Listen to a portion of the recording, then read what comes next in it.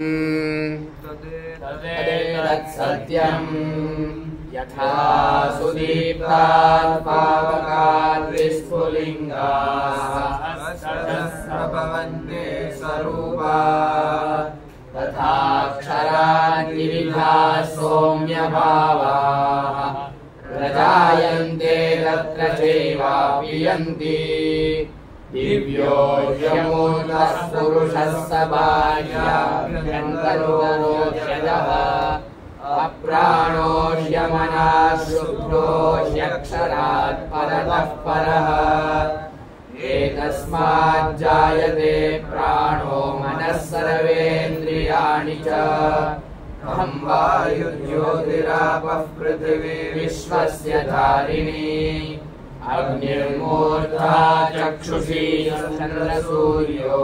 दिशः श्रोत्रेवाग्निवृत्ताश्च वेदाः वायुः प्राणो हृदयं विश्वमस्य पद्भ्यां पृथिवी शेष सर्वभूतान्तरात्मा तस्मादग्निः समितो यस्य सूर्यः सोमात् पर्जन्यौषधयः पृथिव्याम् पुमान् रेतः सिञ्चति योषितायाम् बह्वीः प्रजाः पुरुषात् सम्प्रसूताः तस्मात् ऋचः सामयजुंषि दीक्षा यज्ञाश्च सर्वे क्रतवो दक्षिणाश्च संवत्सरश्च यजमानश्च लोकाः सोमो यत्र भवते यत्र सूर्यः तस्माच्च देवा बहुधा सम्प्रसूताः साध्या मनुष्याः पशवो वयांसि प्राणापानौ व्रीयवो तपश्च श्रद्धा सत्यं ब्रह्मचर्यं विदिश्य सप्त प्राणाः प्रभवन्ति तस्मात् सप्त होमाः सप्तैवे लोकायेषु चरन्ति प्राणाः गुहाशयानीताः सप्त सप्त अतः समुद्राग्रयश्च सर्वे स्मात् सिन्धवः सर्वरूपाः अतश्च सर्वा ओषधयो रसश्च येनैष समुद्रे तिष्ठत्येकरात्मा पुरुषेदं विश्वं कर्मतपो ब्रह्म परामृतम् एतद्यो वेद नीलं गुहायां सो विद्या ग्रन्थिं विकरति सौम्या। जोर से बोलना सभी को। आविसन्निहितं गुहाचरं नाम महत्पदमत्रैतत्समर्पितम्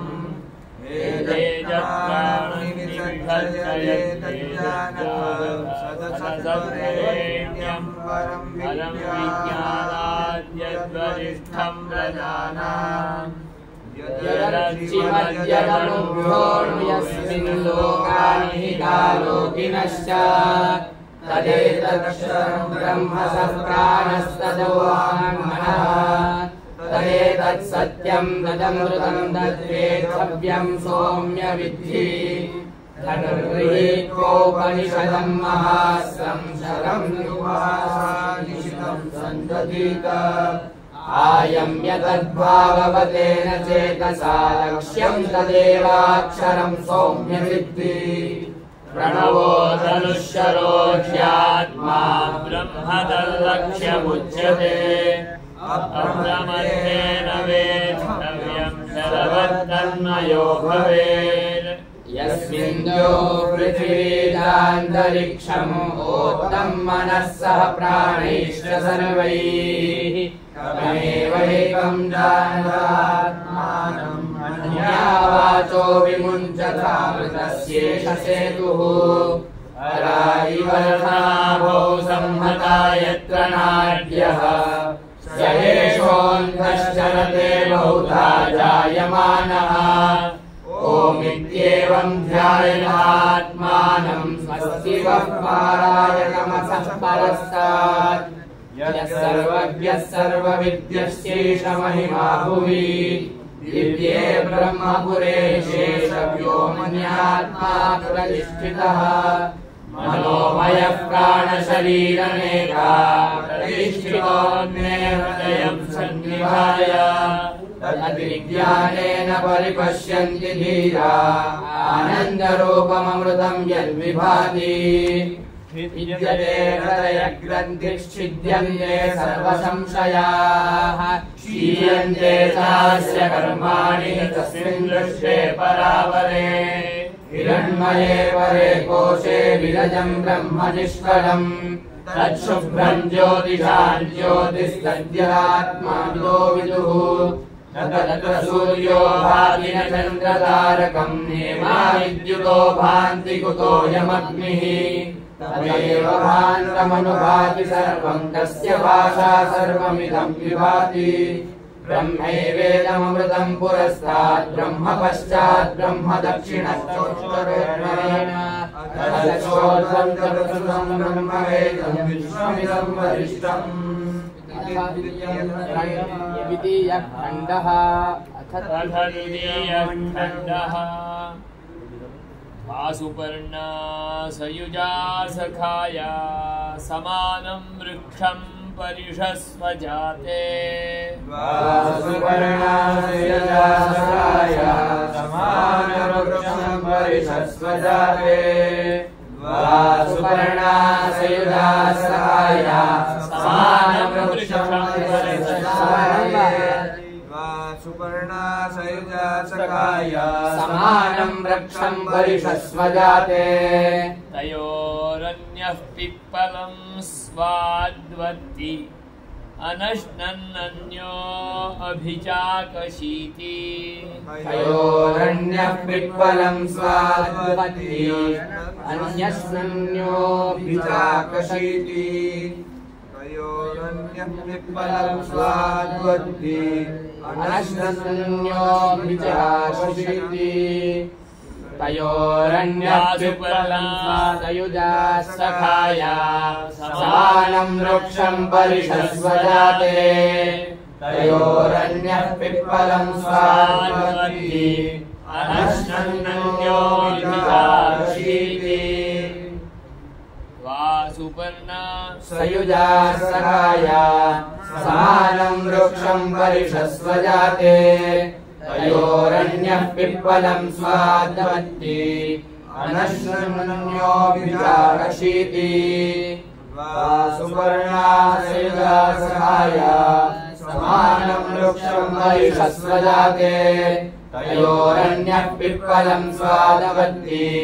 अनश्नन्योऽभिचाकशीति समाने वृक्षे पुरुषो निमग्नो नीशया शोचति मुह्यमानः समाने वृक्षे पुरुषो निमग्नो नीशया शोचति मुह्यमानः समाने वृक्षे पुरुषो निमग्नो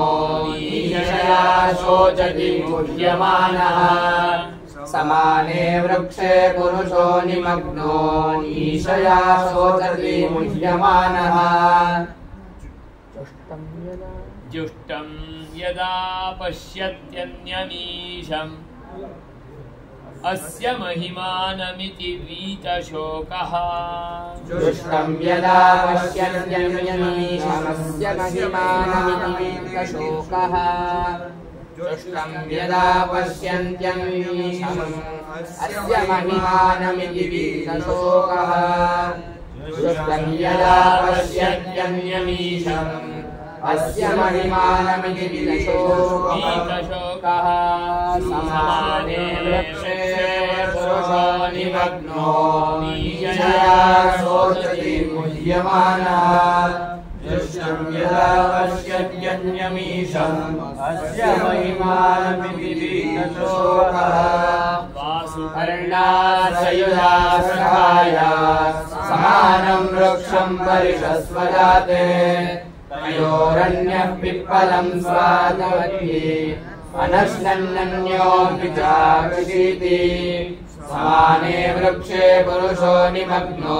नीशया शोचति मुह्यमानः जुष्टं यदा पश्यन्त्यन्यमीशम् अस्य महिमानमिति वीतशोकः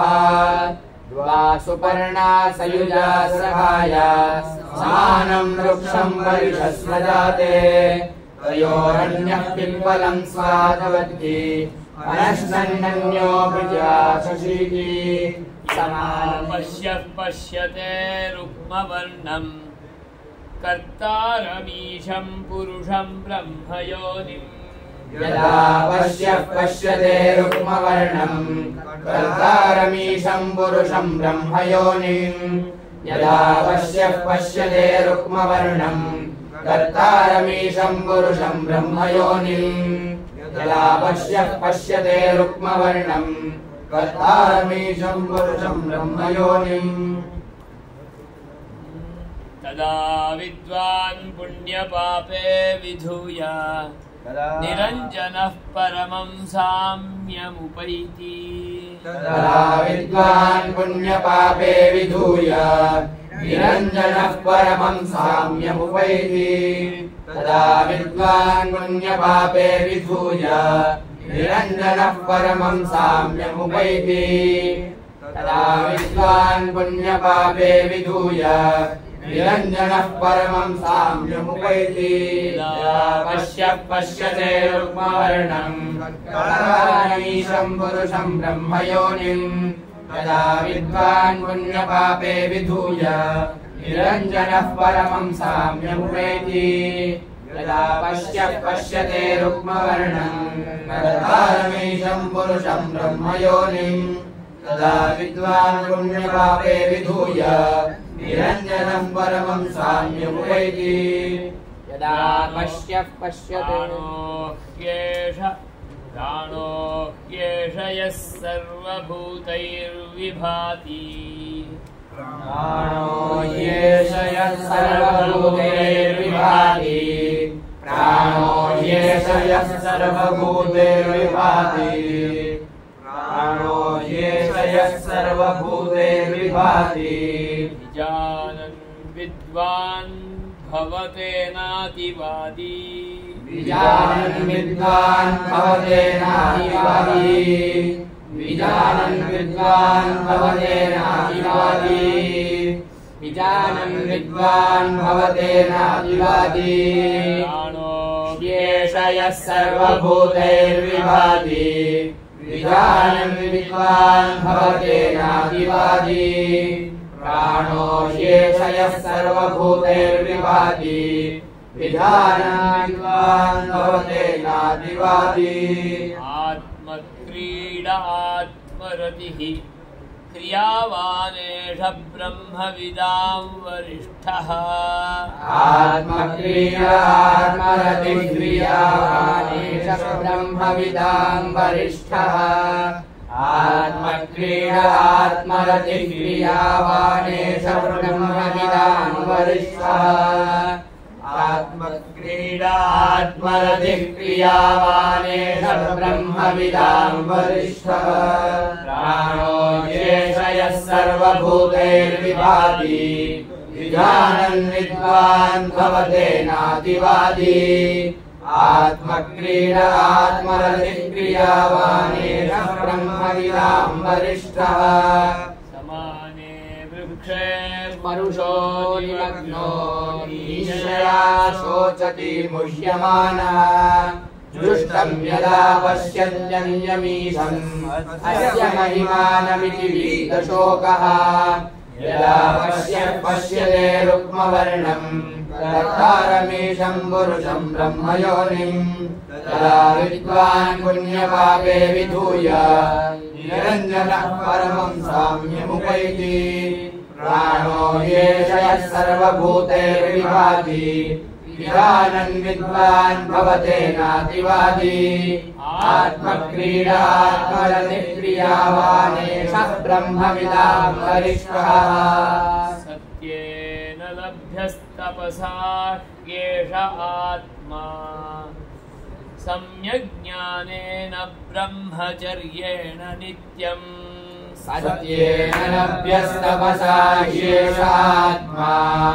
सम्यग्ज्ञानेन ब्रह्मचर्येण नित्यम् सत्येन लभ्यस्तपसा ह्येष आत्मा सम्यग्ज्ञानेन ब्रह्मचर्येण नित्यम्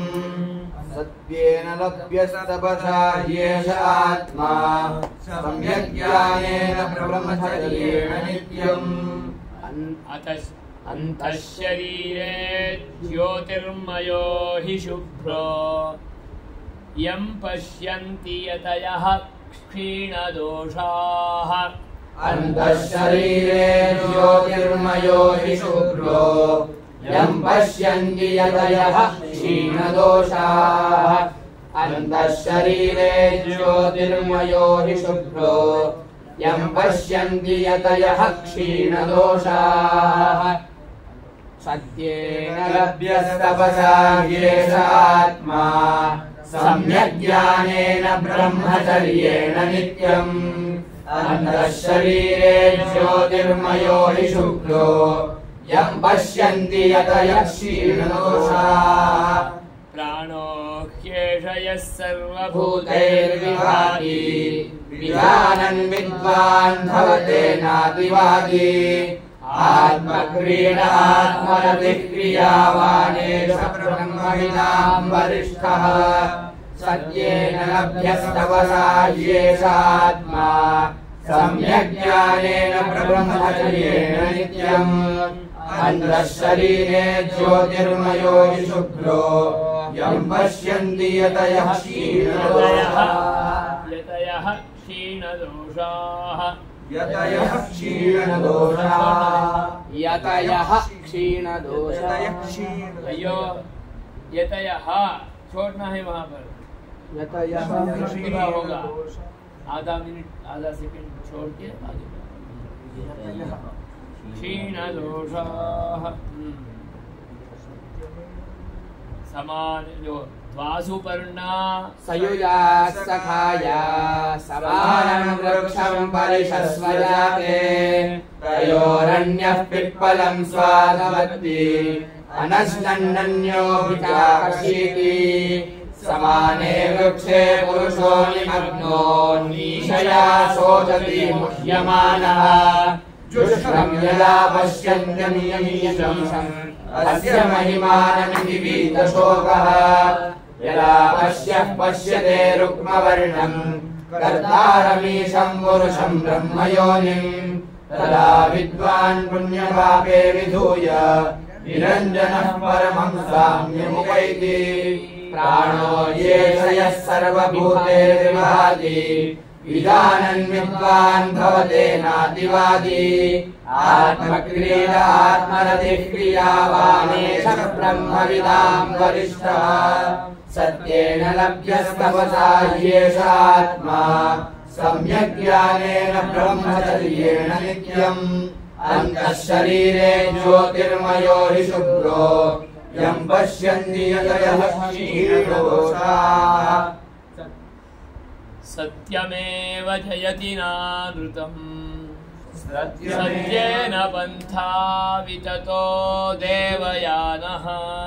सत्यमेव जयति नानृतम् सत्यमेव जयति नानृतम् सत्यमेव जयति नानृतम् सत्येन पन्था विततो देवयानः सत्यमेव जयति नानृतम् सत्येन पन्था विततो देवयानः सत्यमेव जयति नानृतम् सत्येन पन्था विततो देवयानः तेनाक्रमन्ति ते होना चाहिए ये ओके येनाक्रमन्ति ऋषयो ह्याप्तकामाः यत्र तत्सत्यस्य परमं निधानम् येनाक्रमन्ति ऋषयो ह्याप्तकामाः यत्र तत्सत्यस्य परमं निधानम् येनाक्रमन्ति ऋषयो ह्याप्तकामाः यत्र तत्सत्यस्य परमं निधानम् येनाक्रमन्ति ऋषयो ह्याप्तकामाः यत्र तत्सत्यस्य परमं निधानम् सत्यमेव जयति नानृतं सत्येन पन्था विततो देवयानः येनाक्रमन् विरुषयो व्याप्तकामा यत्र तत्सत्यस्य परमं निधानम् सत्यमेव जयति नानृतं सत्येन पन्था विततो देवयानः येनाक्रमन् विरुषयो व्याप्तकामा यत्र तत्सत्यस्य परमं निधानम् बृहच्च तद्दिव्यमचिन्त्य रूपम् सूक्ष्माच्च तत् सूक्ष्मतरं विभाति बृहच्च तद्दिव्यमचिन्त्य रूपम् सूक्ष्माच्च तत् सूक्ष्मतरं विभाति बृहच्च तद्दिव्यमचिन्त्य रूपम् सूक्ष्माच्च तत् सूक्ष्मतरं विभाति बृहच्च तद्दिव्यमचिन्त्य रूपम् सूक्ष्माच्च तत् सूक्ष्मतरं विभाति दूरात् सुदूरे तदिहान्तिके च पश्यत्स्विहैव निहितं गुहायाम् दूरात् सुदूरे तदिहान्तिके च पश्यत्स्विहैव निहितं गुहायाम् दूरात् सुदूरे तदिहान्तिके च पश्यन्त्विहैव निहितं गुहायाम् दूरात् सुदूरे तदिहान्तिके च पश्यन्त्विहैव निहितं गुहायाम् बृहच्च तद्दिव्यमचिन्त्य रूपम् सूक्ष्माच्च तत् सूक्ष्मतरं विभाति दूरात् सुदूरे तदिहान्तिके च पश्यन्त्विहैव निहितं गुहायाम् बृहच्च तद्दिव्यमचिन्त्य रूपम् सूक्ष्माच्च तत् सूक्ष्मतरं विभाति दूरात् सुदूरे तदिहान्तिके च पश्यन्त्विहैव निहितं गुहायाम् सत्यमेव जयति नानृतं सत्येन पन्था विततो देवयानः येनाक्रमन् विरुषयो व्याप्तकामा यत्र तत्सत्यस्य परमं निधानम् बृहच्च तद्दिव्यमचिन्त्य रूपम् सूक्ष्माच्च तत् सूक्ष्मतरं विभाति दूरात् सुदूरे तदिहान्तिके च पश्यत्स्विहैव निहितं गुहायाम् न चक्षुषा गृह्यते नापि वाचा नान्यैर्देवैस्तपसा कर्मणा वा न चक्षुषा गृह्यते नापि वाचा नान्यैर्देवैस्तपसा कर्मणा वा न चक्षुषा गृह्यते नापि वाचा नान्यैर्देवैस्तपसा कर्मणा वा न चक्षुषा गृह्यते नापि वाचा नान्यैर्देवैस्तपसा कर्मणा वा ज्ञानप्रसादेन विशुद्धसत्त्वः ततस्तु तं पश्यति निष्कलं ध्यायमानः ज्ञानप्रसादेन विशुद्धसत्त्वः ततस्तु तं पश्यति निष्कलं ध्यायमानः ज्ञानप्रसादेन विशुद्धसत्त्वः ततस्तु तं पश्यति निष्कलं ध्यायमानः ज्ञानप्रसादेन विशुद्धसत्त्वः ततस्तु तं पश्यति निष्कलं ध्यायमानः न चक्षुषा गृह्यते नापि वाचा नान्यैर्देवैस्तपसा कर्मणा वा ज्ञानप्रसादेन विशुद्धसत्त्वः ततस्तु तं पश्यति निष्कलं ध्यायमानः न चक्षुषा गृह्यते नापि वाचा नान्यैर्देवैस्तपसा कर्मणा वा ज्ञानप्रसादेन विशुद्धसत्त्वः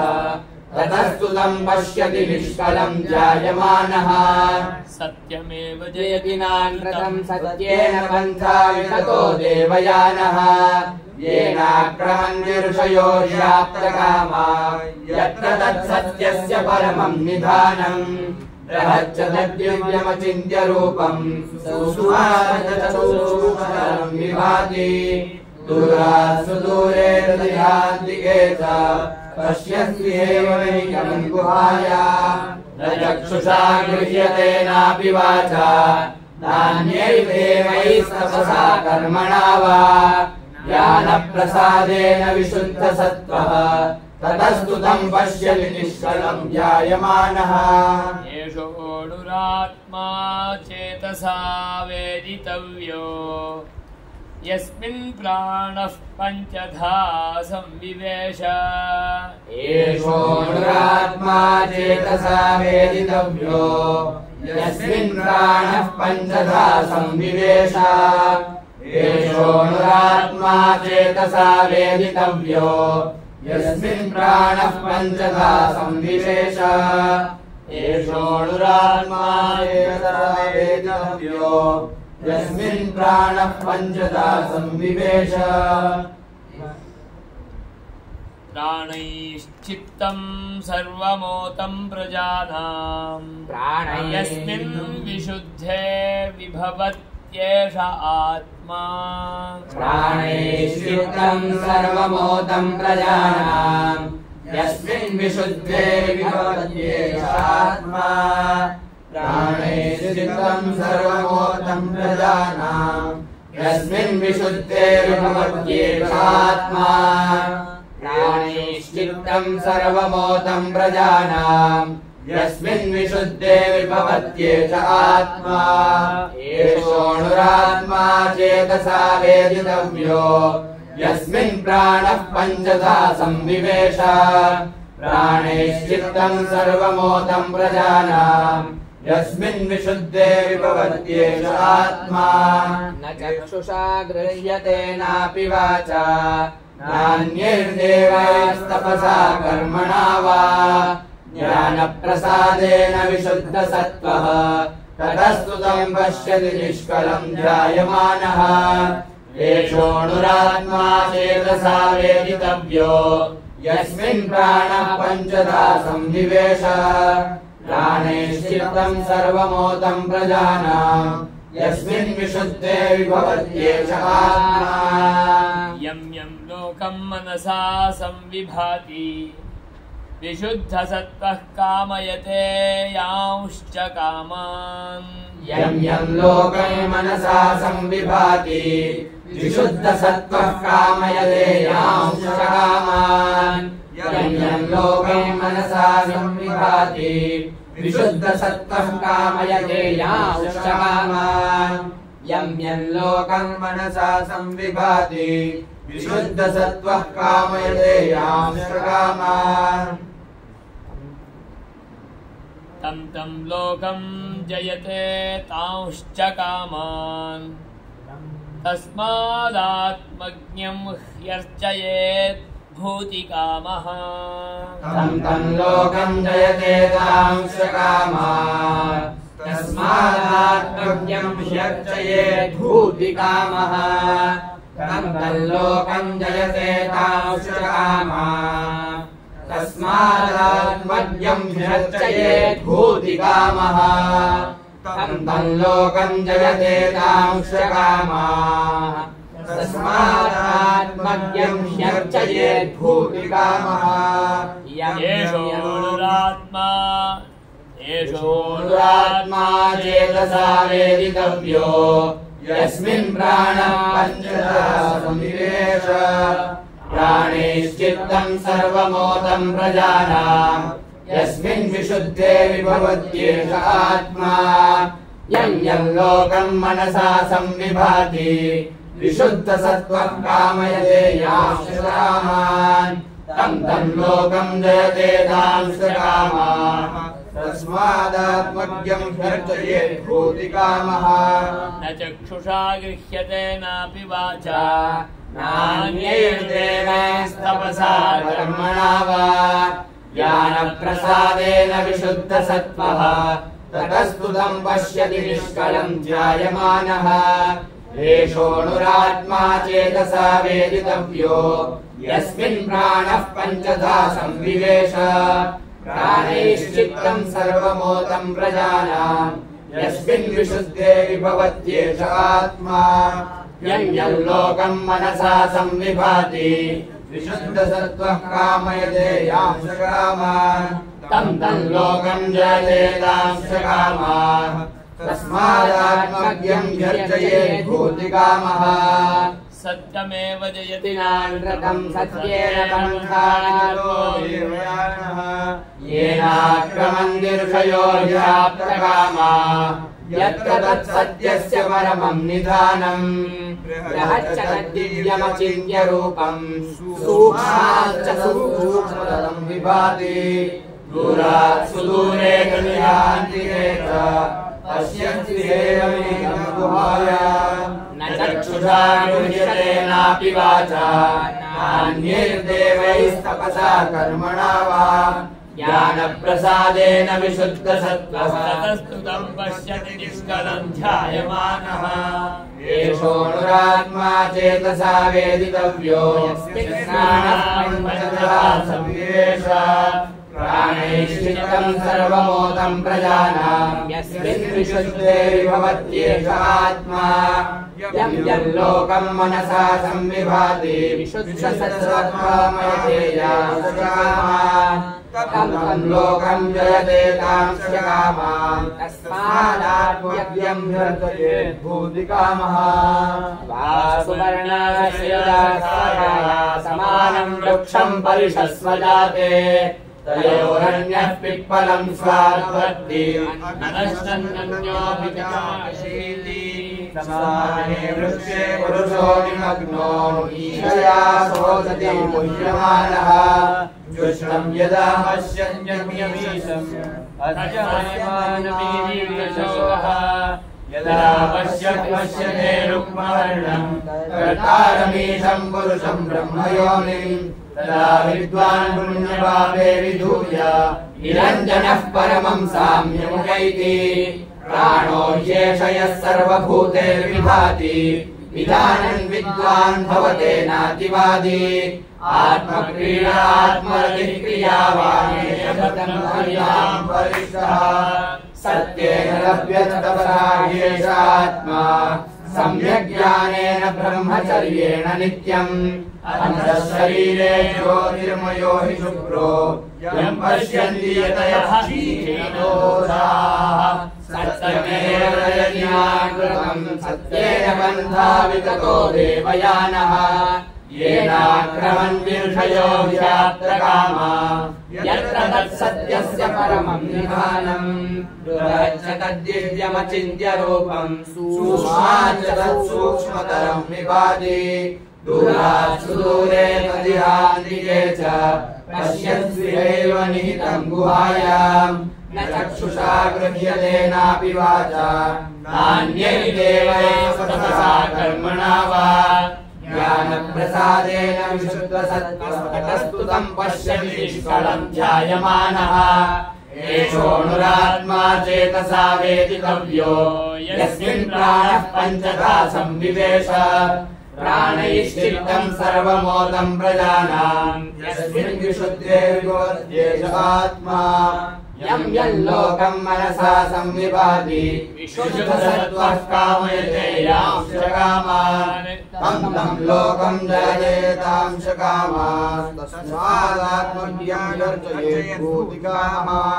इति हरिः ॐ